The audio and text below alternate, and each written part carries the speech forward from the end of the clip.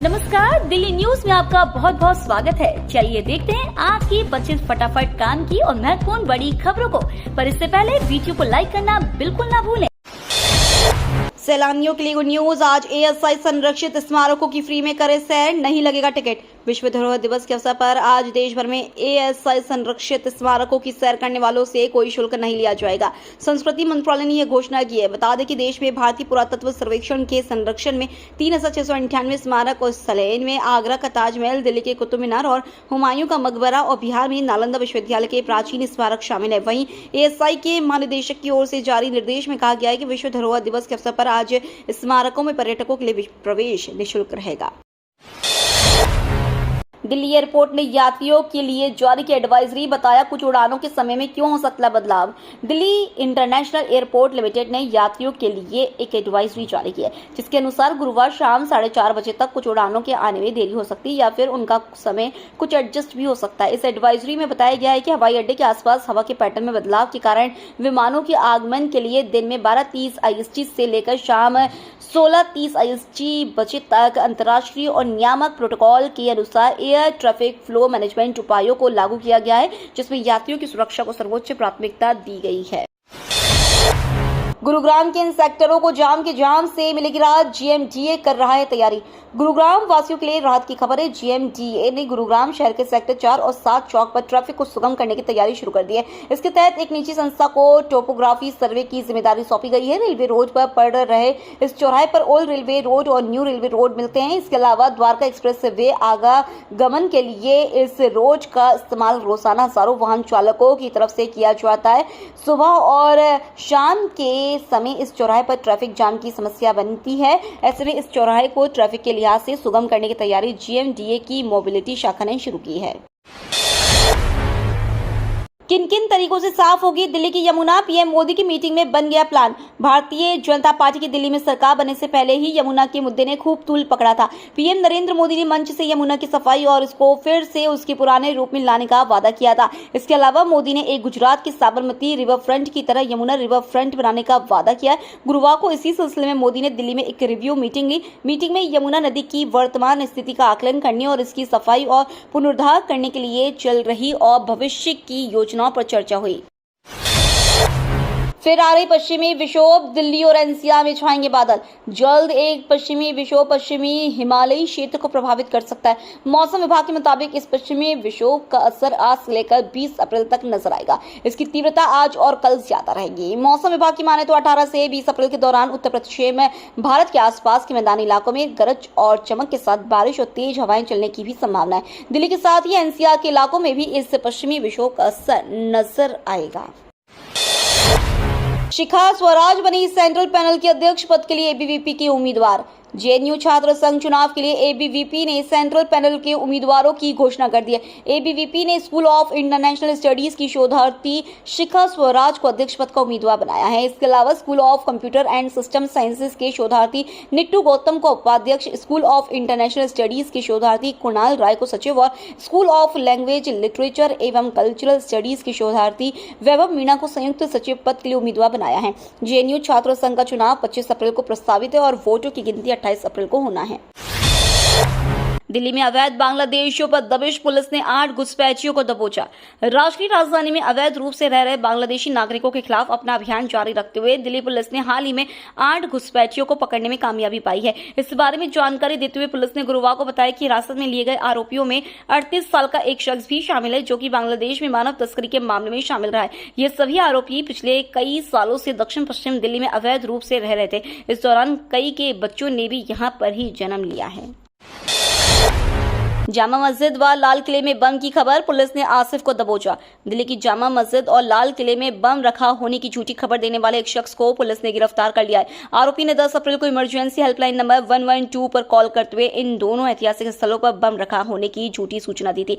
आरोपी की पहचान 38 वर्षीय आसिफ के रूप में हुई है, जिसने सड़क पर मिले मोबाइल फोन की मदद से पुलिस को झूठी सूचना दी थी। आरोपी ने पुलिस को बताया कि जब उसने फोन लगाया था तब वह नशे में धुत था और इसी वजह से उसने ऐसा कर दिया।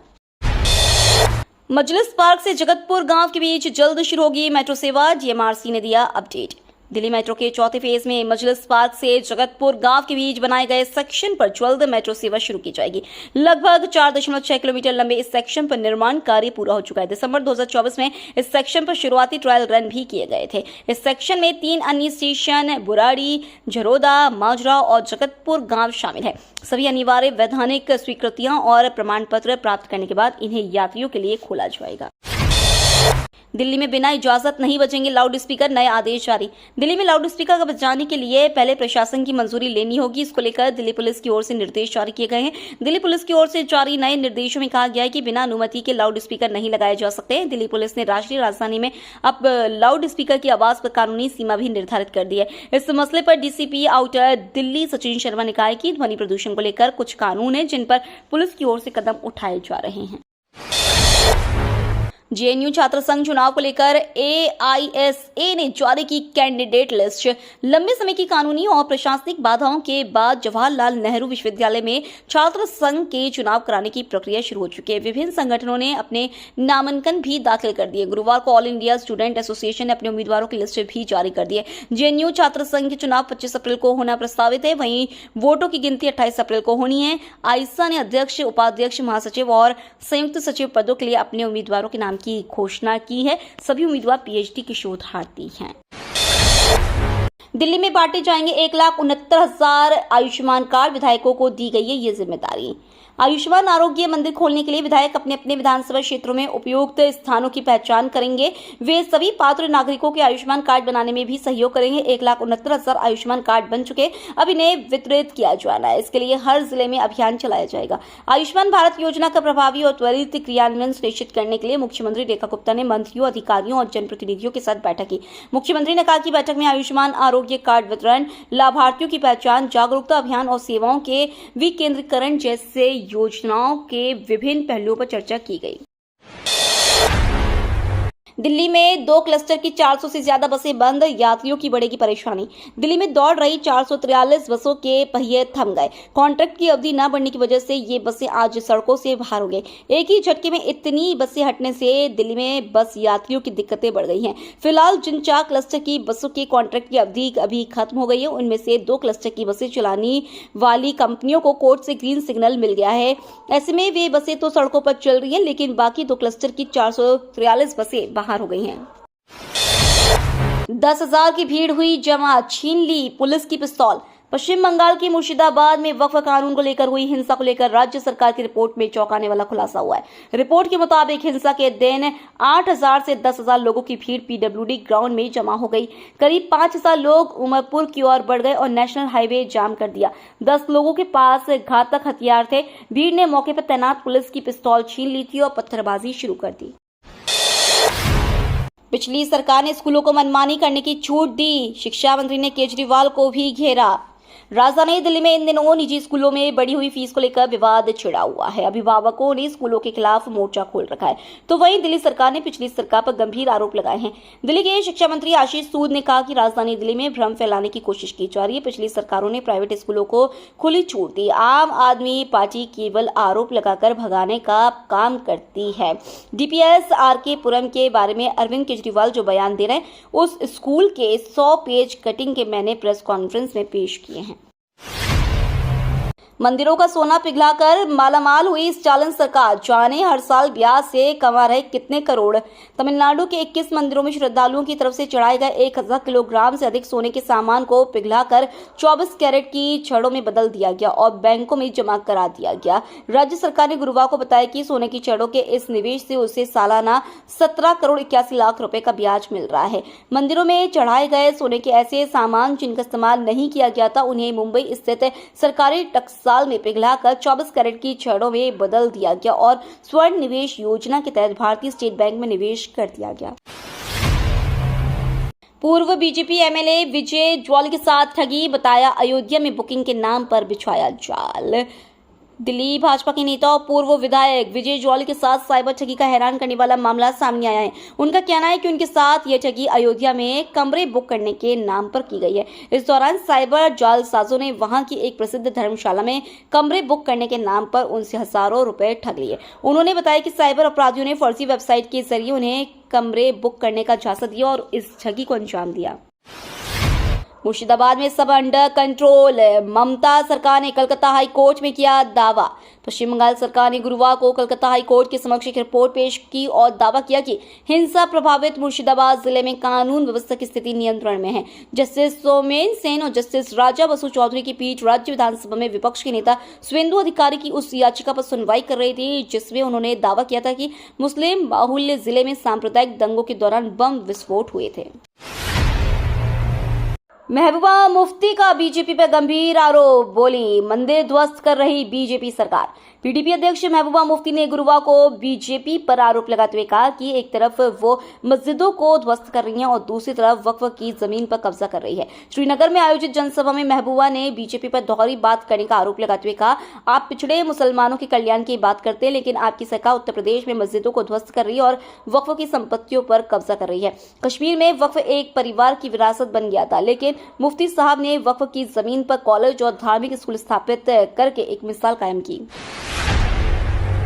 वक्फ मामले में अब सिर्फ इन 5 लोगों की याचिकाओं पर ही होगी सुनवाई, सुप्रीम कोर्ट ने बताई ये वजह।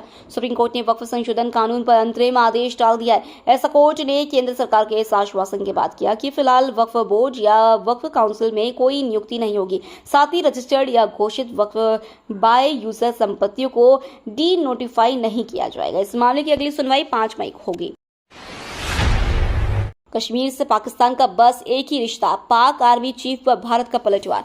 भारत ने गुरुवार को पाकिस्तान के सेना प्रमुख जनरल आसिम मुनीर पर 2 राष्ट्र सिद्धांत और कश्मीर का मुद्दा उठाने के लिए पलटवार किया। मीडिया को संबोधित करते हुए विदेश मंत्रालय के प्रवक्ता रणधीर जयसवाल ने कहा कि कश्मीर का पाकिस्तान के साथ एकमात्र संबंध अवैध रूप से कब्जाए गए क्षेत्र को खाली करना है। पाकिस्तानी सेना प्रमुख ने 2 राष्ट्र सिद्धांत के मुद्दे को उठाते हुए इस बात पर जोर दिया था कि भारत और पाकिस्तान 2 अलग-अलग राष्ट्र हैं।